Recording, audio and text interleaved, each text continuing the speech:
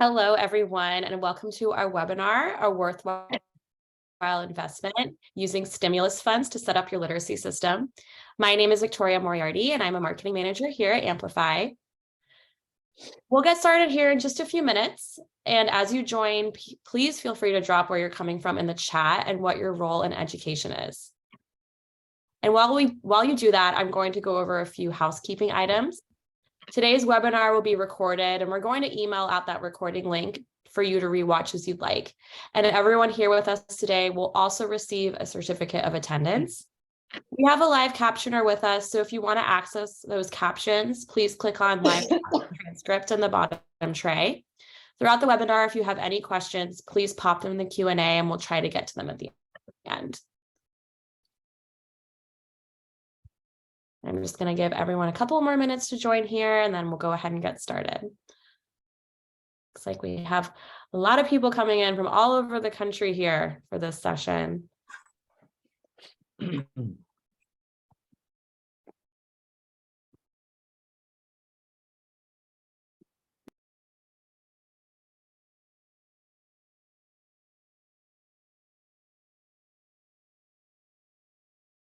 All right.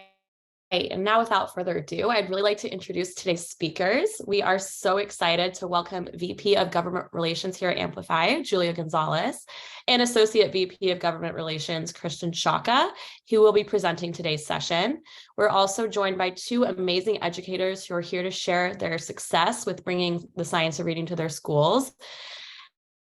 Allie, Appel, and Shelangouski. We will hear more from them toward the end of today's session, so please make sure to stick around. But for now, I'm going to pass off the mic to Julia and Christian. Thank you so much, Victoria. It's my pleasure to go over our agenda slide.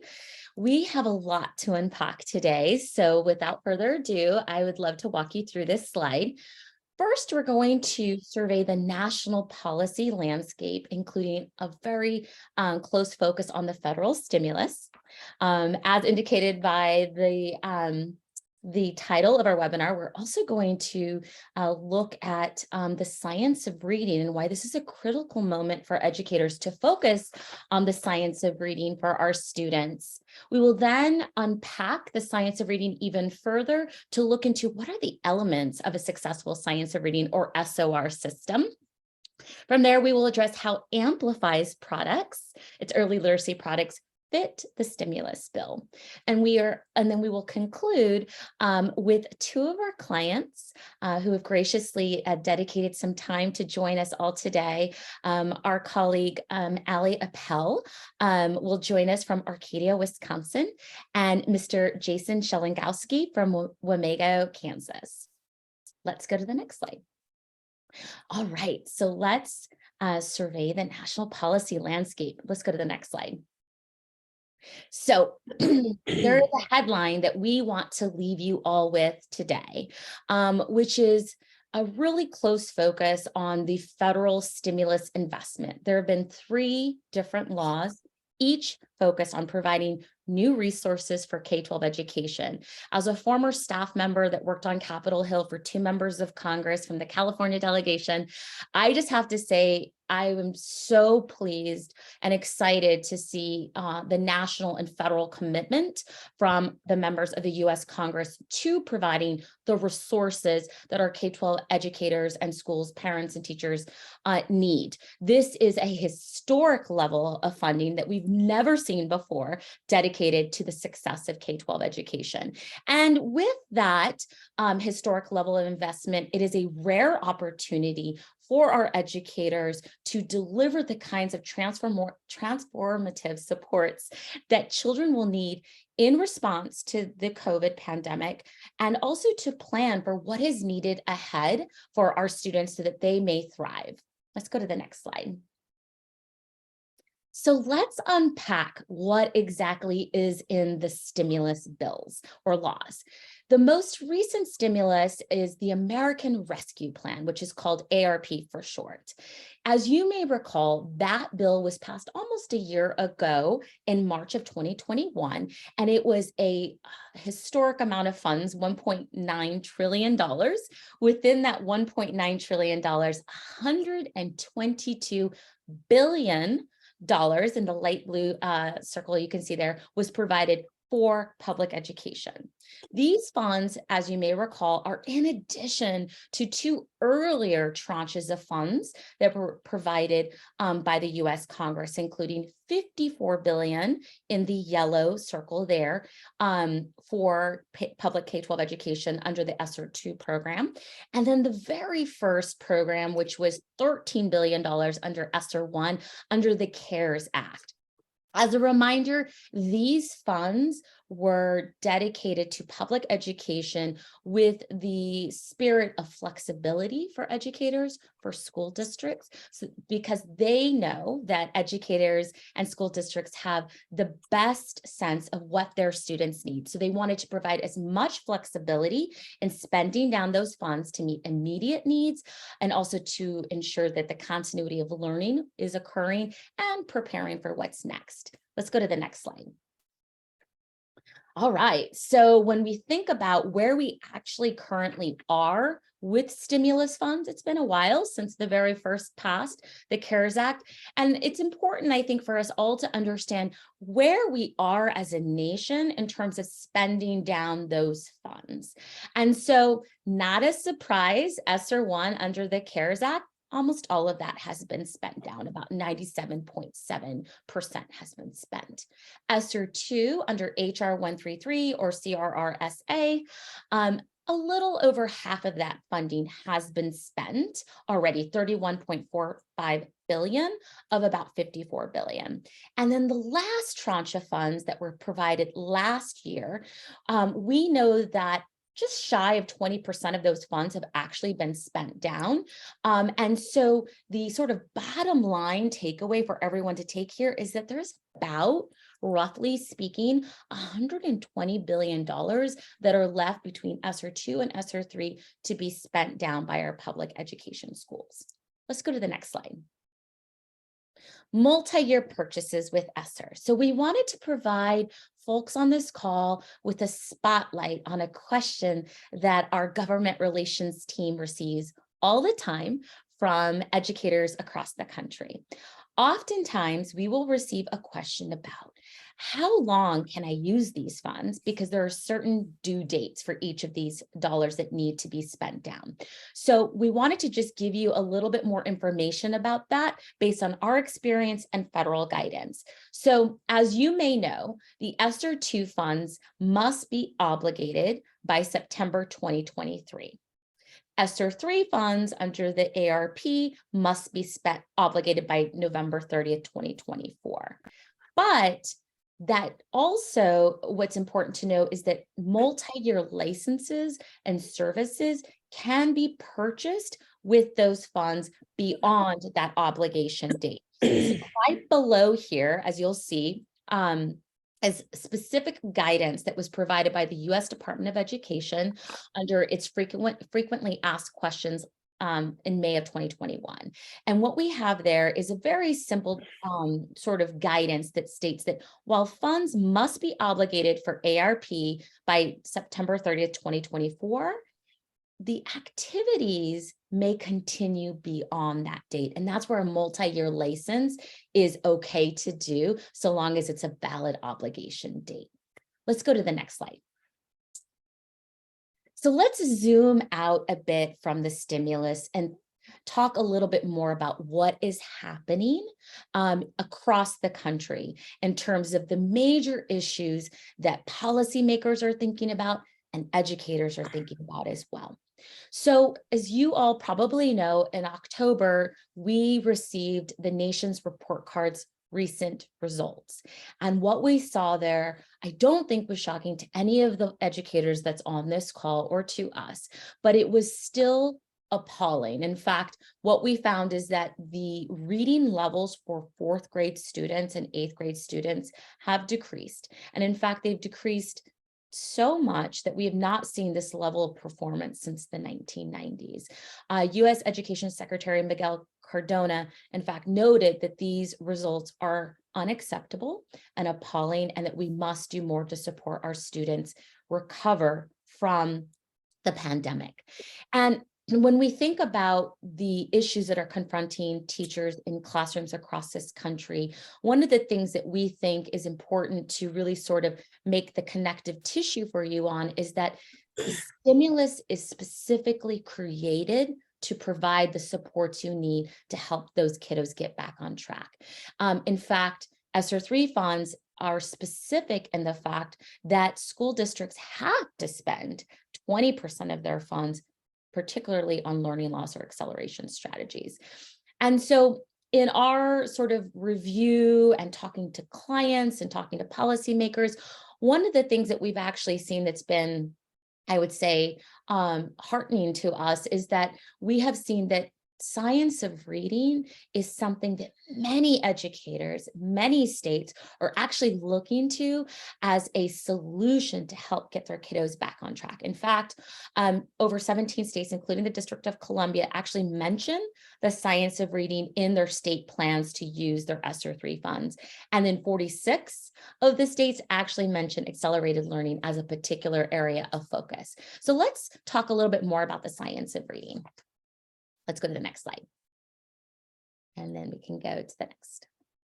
So the science of reading, it's something that everyone is talking about in the education world right now. And while there are lots of definitions out there, we included this one here from the Reading League, which we believe is really important and really captures the main thrust of the science of reading. But really just at a simple view, the science of reading is based on research conducted over the last several decades, including cognitive science, that look at the ways in which our brains learn to read. And so instructional practices focused on how to ensure successful reading and writing is the thing that we would love to share further with you. And so for that, I will go ahead and pass the baton to my colleague, Christian, who will further unpack the science of reading for you. Thank you so much, Julia. And we can go to the next slide. So to dive in a little deeper, back in the mid-1980s, a couple of researchers came up with an idea of the simple view of reading. So what this says is reading is not simply being able to decode the words or say the word out loud, but rather it's a combination of both being able to read the word as well as being able to understand the language that you're saying. To create that combination of two things create skilled readers. So we can go to the next slide. And zooming forward a little bit in time to the early 2000s, another researcher came up with the idea of Scarsborough's rope. So looking at the bottom of this with the green braids, we see that word recognition or decoding. So here we can see that we need to systematically and explicitly teach skills like phonemic awareness and phonological awareness, sounds and letters and how they go together to create words. But we also need to combine that with an understanding of language so that, again, explicitly teaching things like background knowledge, things like vocabulary, things like sentence structure and how to make connections and gist. And these two things together are what create skilled readers. This, broadly speaking, is what the science of reading is saying. And we can go to the next slide as well. One more. So when we think about the science of reading, we have to think about it as a system. It's not simply one teaching move or one product, but it's rather a system of things that work in a cycle. So starting with something like screening, early literacy screening to understand where students are, moving into core instruction, into personalized learning, intervention, and professional development. And I want to highlight here the two white arrows in a circle, that this is a cycle, this is an ongoing process when we're thinking about a full system of science of reading in classrooms. So let's zoom in a little bit more on the next slide of what this might look like. So we're starting on the left there with all students being screened for reading and for dyslexia. So we take that data, we take that very specific information, and we start to instruct at the core level. We're using high quality instructional materials. We're using materials based in the science of reading. All students receive this. This would be your tier 1 instruction if we're using an MTSS model. And then we can look at something like practicing. So students are placed into personalized learning. This could be more specific elements of the core program, or it could be supplemental programs. But again, these are high quality, products. These are products that are based in the science of reading, and they're using the data that we gain from the assessment and the core piece. And then finally, we're thinking about students in intervention. So this would be tier 2 or tier 3 if we're thinking about an MTSS model. That could be intervention done by the classroom teacher or another educator in the building. It could be intervention done through things like high impact tutoring, which we'll talk about a little bit later. But what we really want to emphasize here is that the science of reading is a comprehensive system that goes through a cycle that can't just be, or that is most effective when we have that full cycle in place rather than just bits and pieces. So now that we've talked about what's going on from a stimulus standpoint, we've defined science of reading, and we've looked at what it might look like in a classroom, let's talk about how Amplify's suite of early literacy products fit this bill. So we can go to the next slide, please. Thank you. So the American Rescue Plan lists 16 total, what they call allowable uses or allowable expenses. We've pulled out these 6 here to highlight how our products are in compliance with the bill. So you can see things like number 4 in the top middle, activities that address specific needs of at-risk kiddos. You can see number 9, education and technology software that helps teachers and kiddos get caught up, or addressing learning loss, like Julia highlighted earlier. That would be number 12. And I also want to highlight number 16 in the bottom right corner, where it says activities that are necessary to maintain the operation and continuity of LEA services. So that's getting at what Julia suggested earlier. The Department of Education has been really clear that these funds are meant to be as flexible and as specific to the district as possible. So whatever the district thinks it needs, that's what the DOE wants people to be spending them on. So bottom line, all of our products and services, including the couple that we're going to highlight here in the next 2 slides, are allowable uses under the stimulus funds. So let's go to the next slide. We want to highlight specifically one of our services called Amplify Tutoring. And 2 things about this. Amplify Tutoring is both an allowable use, as we talked about on the previous slide, and aligned to the science of reading. We also provide 3 different types of tutoring. One is high impact tutoring materials and support. So that's where a district might, the district would bring, hire, and manage the tutors, and we would provide science of reading aligned materials and science of reading aligned training to those tutors so that they can get the students caught up. The second one would be our full service model, a complete solution. It's where we would help hire and manage the tutors. We would provide the materials and the platform. We would provide the training. We would provide ongoing project management. It would be a complete solution, again, completely aligned to the science of reading, because we know that's the best way to get kiddos caught up when it comes to instructional loss. And the last one that we provide is high impact tutoring consultancies. So this would be where we would come and help districts build and plan their own high impact tutoring implementation. So what is it that they're most interested in? We would help them design those programs. So again, these all 3 of these styles are allowable uses, and all 3 of them are aligned to the science of reading. So we can go to the next slide. So to sum up, oh, sorry, can you just go one? Thank you. So to sum up, Amplify provides a full suite of a science of reading learning system. So we can start with assessment, which would be the green slice there, our M-Class Dibbles 8th assessment. The core instruction would be the orange slice there with Amplify CKLA or Amplify ELA in middle school. Amplify Reading would be that personalized learning, our supplemental product. And then M-Class Intervention, the blue slice, being the intervention piece. So we provide that full suite of science of reading. We also know that, again, the science of reading is the best way to accelerate learning, to get kids caught up, to make sure that they're making the gains that we know we need to make based on those NAEP scores that we've been seeing. And finally, we know that fighting learning loss is a major focus of these funds. So I'm extremely excited. We can go to the next slide and then one after that, I believe. very excited to bring in two educators that, as Julia said, were incredibly gracious to join us today. We're really proud to work with educators in all 50 states and to highlight two success stories who have experience working with our products and seeing the science of reading in action. And just one final reminder before I turn it over to them. Again, the ESSER funds and the stimulus funds are just a historic opportunity, to use Julia's words, to help get kids caught up. At least 20%, it can be more, have to be spent on supporting learning loss, which we've seen our products between CKLA, Amplify Reading, M-Class D8, M-Class Intervention, and Tutoring all do. A number of states have written the science of reading into their plans, and even more districts have written the science of reading into their plans. And with that all in mind, I'm extremely happy to turn it over to Allie Appel. Hello, everyone. As they had said before, I am an instructional coach here in Arcadia, Wisconsin.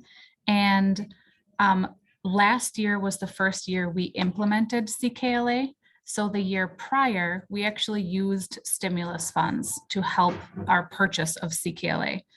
We are from a very low socioeconomic district. We would not have been able to purchase this curriculum without these funds.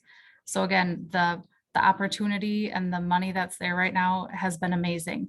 And just to tell you too, like the actual process of using the funds was very easy.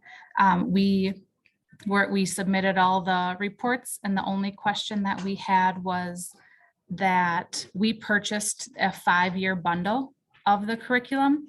So we just had to show that, like Julia had said, you can use it past the due date. We just had to show our purchase order that we bundled 5 years of materials to go out, and it was submitted and accepted just fine. And we are in year 2 of implementation and rocking and rolling. It's been awesome.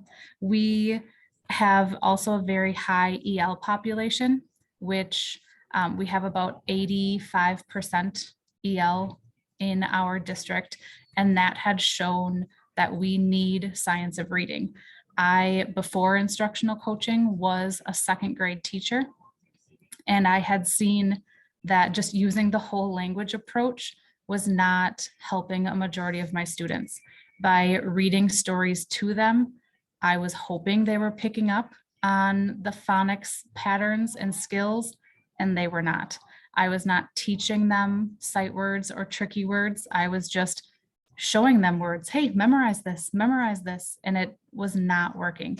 So we had seen, again, research on the science of reading. I know it's a big buzzword, but it has made a huge impact for our students. We are actually teaching them now skills. So again, I was a 2nd grade teacher. I went in then after that as a reading interventionist, and there I was actually teaching phonics patterns and phonemic awareness and decoding strategies other than guessing. And like a light bulb for me went off, was like, this is what we should be doing for everyone. And after researching more curriculums, that is truly what CKLA is doing. And I promise you, come watch, I would love to help or answer questions. I'm not getting paid to say that by any means. It's amazing to watch our students know what they're reading and why. Like they'll spew out the rules of, this phonics pattern, or that's a magic E. I'm going to tell you what that does and why. Like they're understanding the rules of what they're reading and not just guessing, which it's been great. Our kindergartners too are reading so much more than they were before, and it's only November. So we've seen great gains in all of our students. And then now as an instructional coach, I get to see we're implementing PK. So our pre-K 4-year-olds all the way through 5th grade are using CKLA, and having them last year go into this current year, you can see it's starting to build. I know that part takes time when you're implementing a new curriculum, but seeing what our kindergartners last year are taking into 1st grade this year has been it's going to be really good. It's going to help us quite a bit. And again, without all of these funds to help us purchase the curriculum, we wouldn't have been able to see this growth. So I know as a district, we're really excited to see where this takes us. We are looking into Amplify Reading and M-Class, because I know those also just help you build up even more. So we have the curriculum, CKLA, but if we use Amplify Reading, that's almost like your tier 2 and your supplemental support, which the CKLA has great options for that. They have intervention toolkits and resources for you to reteach, but they have a plethora of resources that we're hoping to delve into and use a little bit more of those funds to help us support our students. And I know Jason he's on to more middle school. So I've kind of touched on the elementary base for you, but Jason, if you want to take it away. Sure.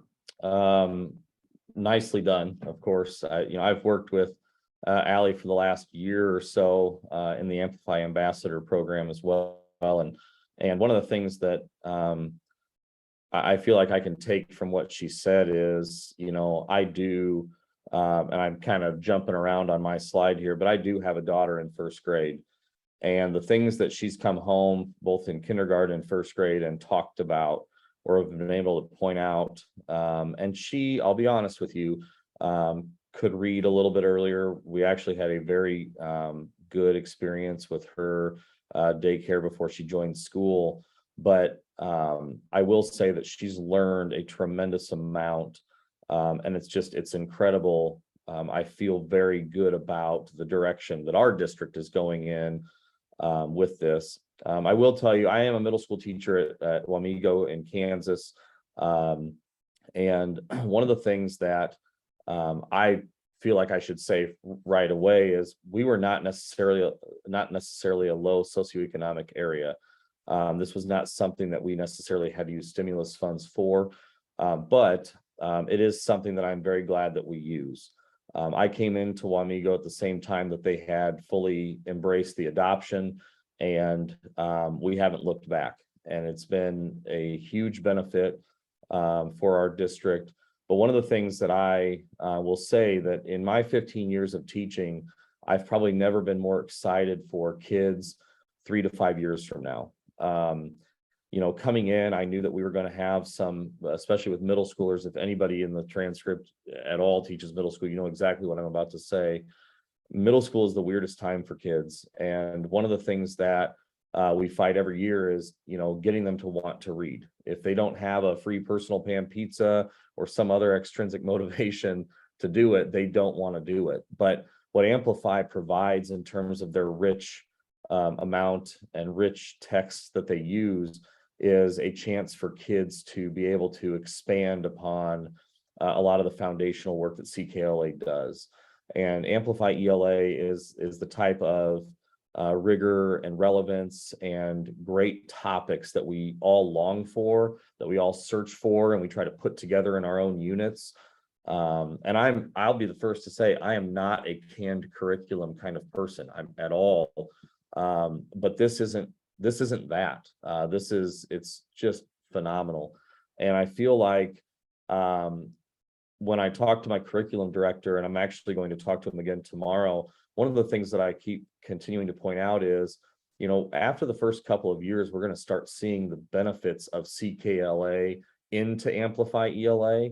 And so we need to hang on, because I'm excited to see these kids coming up and being able to read and understand virtually everything. Because when it gets down to it, when we talk about stimulus funds and the learning lost, the one thing, in my opinion, my professional opinion, that can catch any kid up is the understanding of what they're reading. It's the only thing that, in my opinion, can translate to every single subject out there, is to be able to read and understand what you're reading. And through something like Amplify, I feel like our kids are benefiting tremendously in this. And again, not only am I seeing it with middle school students, I'm seeing it with my own first grader at home, being able to come home and talk about different kinds of topics She's really excited about the topic they're in right now, which is actually world religions, which I don't know how many first graders around the world talk about world religions, but that's fantastic. And she's excited about it. It's not something that is like, well, it's okay. Like I get full-fledged like details that even I have to look up and be like, wow, that's impressive, and as a parent, you have to, of course, pretend to know everything that they're saying too. So, but I think it's great. I think it's a great use of funding. I think it's a great use for any district to be able to buy a program like this, because the results speak for themselves. You don't have to sell it. You're going to love it. They're very helpful. It's almost ridiculous how much help they're willing to give you.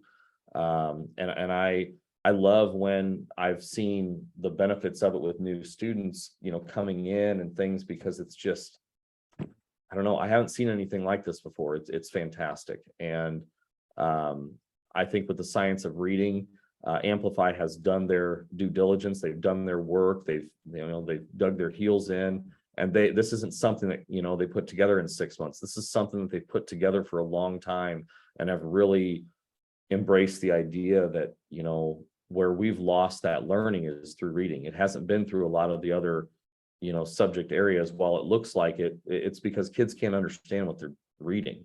And this program alone has, I think, single-handedly caught up a good chunk of our kids just in the short amount of time that we've had it. I'm a believer. And like Allie, like I don't have cue cards. We're not getting told what to say. Like this is true from the heart stuff. Like I'm very impressed with it, and I can speak on both ends because I have kids. I know Allie has kids, and I'm teaching middle school kids, and I'm starting to see after a couple of years now using it. It's just, our scores, our understanding of things are going to go off the charts here in the next few years, and we're excited for it. Yeah, my own personal kids were debating World War II over the dinner table, and they're first grader and fourth grader. Like, their topics they're bringing home from school. It's very neat to see. And again, that with our high EL population here in Arcadia, we are building the background knowledge through our knowledge strand, that they're going to see all those topics on these big state assessments that we may not have taught otherwise. We're not teaching the dinosaurs and the old topics that we used to teach. Like these are, and to be 100% honest, when we first implemented CKLA, the topics were the thing our teachers were afraid of. They weren't afraid of the science of reading and that approach, because they knew that's what we needed. They were afraid of teaching about world religion and about ancient Roman times. But those are the topics that the Vikings that our third graders are going into right now, but those are the topics that they're the most engaged in. They're different and unique, and the kids really like them. Well, and I do want to add something else with it.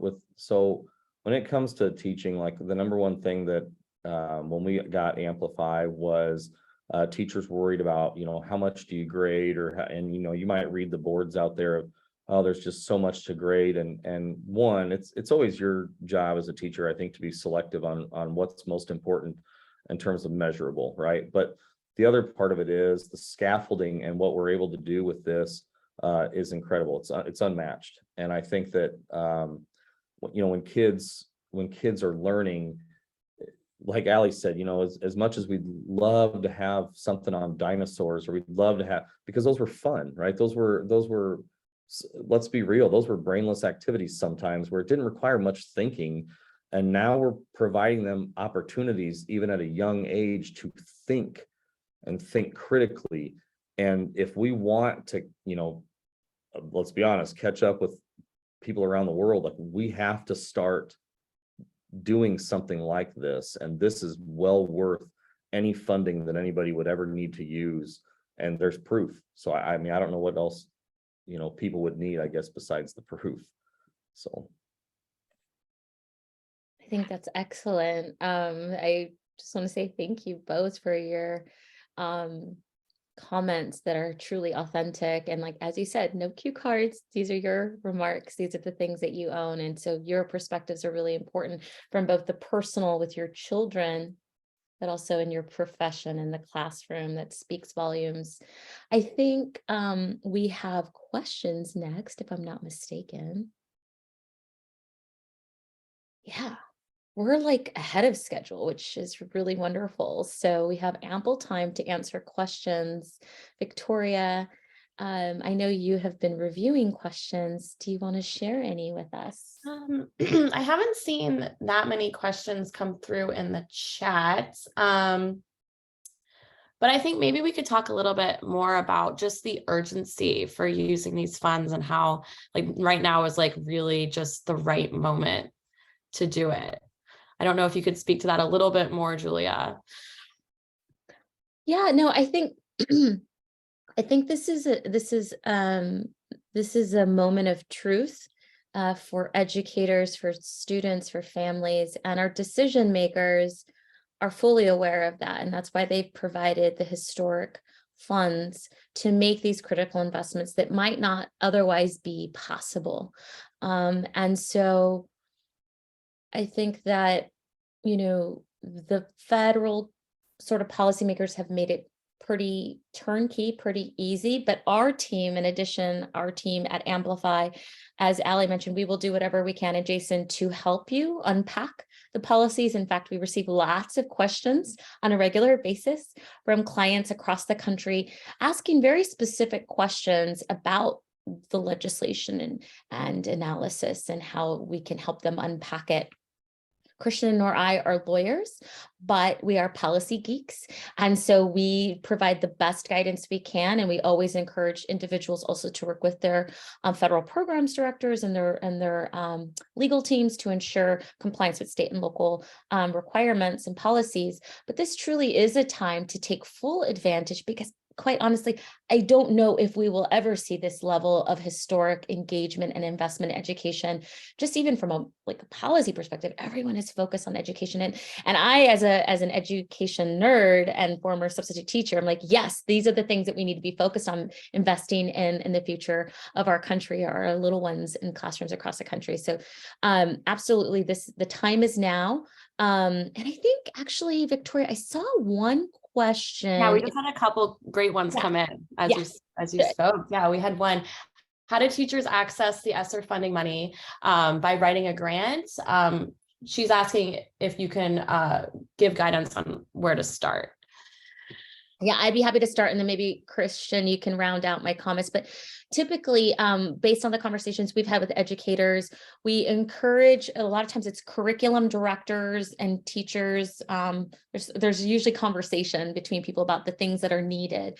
But federal programs directors, curriculum directors, business officers, often at the district level, they're fully aware of the allocations per school district. And so of the funds that were provided at $122 billion, 90% of that goes to school districts based on a formula of Title I. And so it's pretty clear. We can actually share that with you if you'd like to see a list of where all the funds are in terms of allocations per that formula. But usually it's a conversation with district staff members. And Allie, I don't know if maybe you want to add, because I know you specifically spoke with your colleagues about that, but it's usually something that happens rather organically about what are the local needs. And then from there, I think the federal programs and business officers become involved. And then in terms of accessing the funds, states have created plans and they've shared them with the U.S. Department of Education. They've said, these are our plans. And the school districts, of course, have sort of the same focus area on the things that they need to do. And that there are forms that they need to submit on how they actually are going to spend down the funds. But I think they're just a couple pages. In terms of federal documents I've seen, it's rather brief compared to other ones. But Allie, I don't know if you have anything to add to that. I know our curriculum director had an allotted amount. She knew what our district had to spend. So then we, based on that, got to go choose how many grade levels we could cover and purchase through those amounts based on the number of students we had. And then, yeah, I believe she just submitted, it didn't take her long. She submitted the forms to the state, and then we got approved, and then we went to Amplify to purchase. Yeah, Christian, I would anything to add there? Yeah, no, that was great to hear, Allie. I would just add as well, it's not only states who created plans, it was actually district by district created their own individual plans as well that they submitted to their state Department of Education. So I saw somebody ask the question, can individual districts apply for funds? And the answer is yes. That is where, as Julia said, 90% of these funds have to go to individual districts. And it's each state has their own way of doing it, whether it's through curriculum directors or the business development people in the state, as Julia was saying, but it doesn't seem as arduous as many other federal programs can be. Those documents are usually, submitted to the State Department of Education. Like there just has to be like kind of like a tracking of how the funds are being spent down, because again, there are deadlines on spending those dollars. And I just saw a question as well. Are there any funds available for private schools? The answer to that question is yes. And they are not under ESSER, what we were talking about here. They're under a different bucket from the CARES Act, CRRSA, and the American Rescue Plan. It's called EANS, EANS. I don't remember what the A stands for, but for non-public schools. Yeah, and we can send you further information from the U.S. Department of Education, because for non-public schools, each of the tranches of funding have sort of different specifications in how those funds can be provided, whether it's through equitable services or just a singular sort of tranche of funds. So we're happy to share that with you via email, where you can find further information. I think there was another question, Victoria, on results in the Q&A, maybe? Yeah, we had a question about what measures are being used to show efficacy of Amplify programs. And I pointed the person in direction of our efficacy studies, but you're welcome to also touch on that if you would like. Yeah, no, that's exactly right. We have different sort of resources drafted for those results. And then I think tutoring was one that was referenced as well. And we have information on the efficacy of our tutoring program in just one semester's worth of time in the state of Texas. And so we're happy to share that information if it's helpful. We had a question. I noticed that Kansas hasn't used all of their funding. Can individual districts apply for funds? Yes. Yep, that's exactly where the where 90% of the dollars are going. So individual districts will submit their plans to the State Department of Education. The State Department of Education will approve them. We'll say this is great. This is in line with what we were hoping for. These are all allowable uses. Go forth. Great. And then we had a question that was sort of more toward our educators on this panel. They could speak to the online like digital component of Amplify programs, and if they're like easy to use. So yeah, Jason, Allie, I don't know if you could speak to that. Yeah, I can. As the middle school ELA, one of the middle school ELA teachers here, I have actually helped teachers in Texas and I'm trying to think other states, some other states. Really try to break it down, because when you look at the online component, initially it looks overwhelming because there's just so much you can actually do and access and use and everything else. But it's once you sift through it and realize what you need to use versus what you can use, it's so easy. And I'm 100% digital with it, and I probably won't use another sheet of paper again unless the internet goes out, the power goes out, we go back to olden times. I don't know. So I love it, and I think it's very user friendly. But you have to be willing to understand that there will be some frustrations to start with, because it's not about making it easier. It's about getting through the hard stuff better. So great. Yeah, so I think we had one more question, but I think it's mainly been answered. Do you have any information about private schools receiving funding? I understand students receive special ed services through school districts, but wondering if there's any special implementation or services allowed for private schools. This person's in Nebraska. Yep, the private schools receive funds through EANS, EANS. It's separate from ESSER, but it is still under those three buckets of of the 3 stimulus funds that have happened. But private schools, parochial schools can all receive funding through this.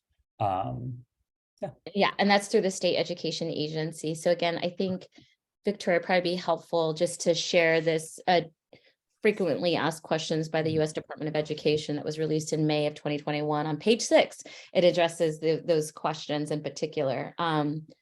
But Christian, do you have anything else to add? No, I think that's right. There's an interesting question here, Julia. You might have just seen it, Victoria. So individual public schools must go through their districts to apply for money. I believe the answer is yes. There are many conversations that go on between the individual schools and the teachers and curriculum directors at schools and their larger districts to make sure that the districts have input from as many stakeholders as possible. That was actually a requirement of the stimulus funds that districts and states talk to stakeholders. And when you read through some of these plans, you'll see the different people they talk to. It was teachers, it was curriculum directors, both general and special ed service providers. It was also parents in some cases. They really did cast a wide net here. Julia, do you have anything to add on that No, one? that's right. It's right. It's through districts. So flows from the feds to the states to the districts is kind of how the money makes its way down to the classroom. Any other questions? I think that's it, but these are really fantastic questions that we've gotten during this Q&A portion. So thank you all for your engagement here. All right, so I did want to mention we do have some upcoming webinars in this series. We're actually ending our series in December with our really popular customer panel webinars. So they're going to be kind of similar to what we did here, but focused on our individual products in our early literacy suite. So actually tomorrow we're hosting several of our M-Class assessment suite users for an M-Class customer panel. They're going to talk about using our data and assessment suite, M-Class, and also our M-Class intervention program as well. So if you're interested in a data and assessment program as well as intervention, you should definitely sign up and attend that panel.